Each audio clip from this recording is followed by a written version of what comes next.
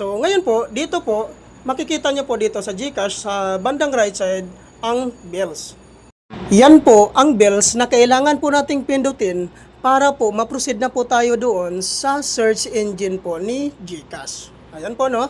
So dito po, nakikita natin dito sa bandang itaas, meron po ditong option po dito sa search engine po ni GCash po. So which is, hahanapin po natin dito ang Grab Driver Voucher. So dito no sa bandang itaas no, ito po yung search engine po ni GCash po sa bandang itaas. Ayan po yung naka-arrow po. Hahanapin, i-type po natin diyan ang Grab Driver Voucher. Ayan po, type lang po natin diyan no. So habang nagta-type pa po tayo diyan, so lalabas na po kaagad yung Grab Driver Voucher. So ito po yung i-click po natin. So ito na po yung pinaka-last na option po guys no, para po makapag-top up na po tayo.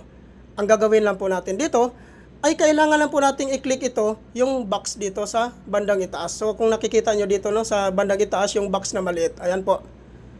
So pag once okay na po yan, click nyo na po yan dyan. So proceed naman po tayo dito sa baba, yung select amount. So dito po, mag-try po tayo dito ng 50 pesos po no, para po masusubukan po natin. So, select amount po tayo dito. Mamili lang po kayo dyan. Marami pong option dyan.